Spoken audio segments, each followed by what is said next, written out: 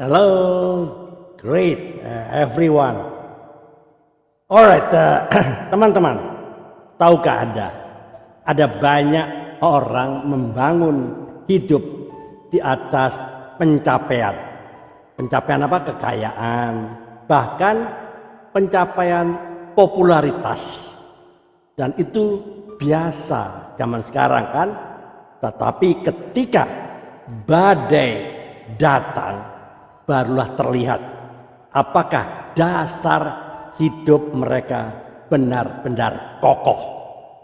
Ya, alright. Selamat datang, selamat berjumpa kembali di Andre Sabbath Channel, My Lovely Time with Jesus. Ya, tahukah Anda? Dalam 1 Timotius 3 ayat 15 dikatakan bahwa jemaat itu tiang penopang dan dasar kebenaran. Apa artinya? Artinya gereja bukan sekedar tempat ibadah, tapi komunitas yang dibangun di atas fondasi iman sejati, yaitu Kristus itu sendiri ya. Nah, disinilah pentingnya kita mengerti ya arti dari apa keyakinan kita. Your faith is only as strong as what it stand on. Ya, keyakinan Anda hanya sekuat apa yang mendasarinya. Kalau fondasi iman kita rapuh, maka kita akan mudah goyah. Tapi kalau kita berakar di dalam firman dan kebenarannya, badai apapun tidak akan sanggup merobohkan kita. Alright, great everyone ya. Selamat pagi semuanya, teman-teman semuanya ya. Welcome back to the Andre Sabbath Channel, my quality time with Jesus ya. Great. Hari ini ya kita gali bersama bagaimana membangun iman yang tidak hanya besar tapi juga kokoh, stabil dan tahan terhadap goncangan. Wow, keren ya. Jadi build a solid foundation of faith ya, membangun dasar iman yang kokoh. Ya, belakangan ini ya Tuhan sedang mengingatkan kita tentang generasi ya, di tengah perubahan zaman yang serba cepat ini ya, kehadiran beragam teknologi baru terus mencoba mengubah kebiasaan budaya dan pola pikir kita ya. Salah satu targetnya adalah generasi anak-anak loh. Persoalannya, apakah kita mendengar isi hati Tuhan tentang generasi anak? Tugas ini bukan hanya tugas orang tua, tapi juga gereja Tuhan.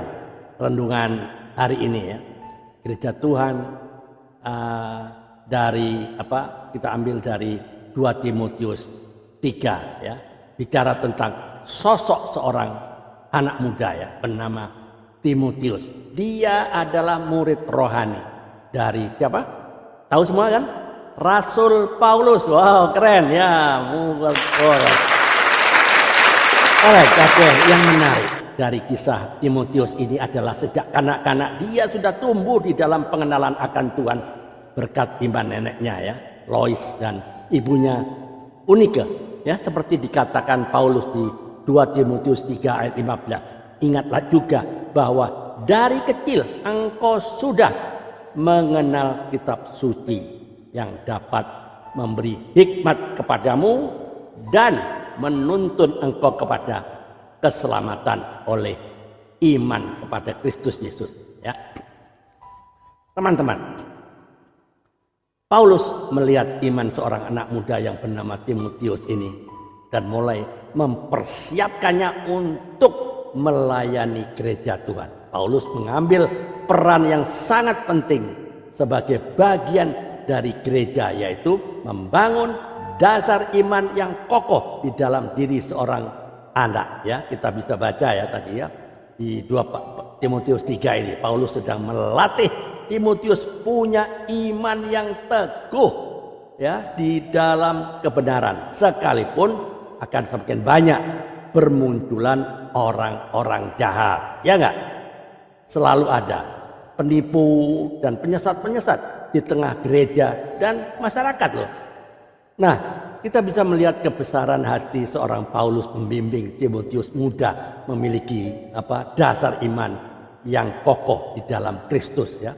Bagaimana dengan kita? Ya, pertanyaannya. Mari, bagaimana dengan kita? Apapun jabatan kita, entah sebagai pemimpin gereja, mentor rohani, atau sesama saudara seiman, Tuhan memanggil kita semua untuk membangun dasar yang kokoh atas generasi kita, yaitu mengerjakan amanat agung. Tuhan Yesus sendiri dengan tegas selalu menyampaikan ya hal ini di Matius 7 ya ayat 21. Bukan setiap orang yang berseru-seru kepada Tuhan akan masuk ke dalam kerajaan surga, melainkan dia yang melakukan kehendak Bapa-Ku yang di surga. Jadi kehendak Bapa ya adalah supaya gerejanya menjadikan murid, membaptis dan mengajar. Dan saat gereja Tuhan mau mengerjakan tugas ini, kita sedang melanjutkan pekerjaan Kristus, yaitu apa? Mempersiapkan orang-orang yang terpanggil sesuai dengan rencana Tuhan. Wow, keren ya. Oh, great ya. Tema hari ini ya, build a solid foundation of faith ya. Membangun dasar iman yang kokoh. Tetap semangat, tetap memberitakan kebenaran. Tiada hari tanpa memberitakan kebenaran. Tiada hari tanpa bersaksi tentang Kristus. Tiada hari tanpa memenangkan jiwa.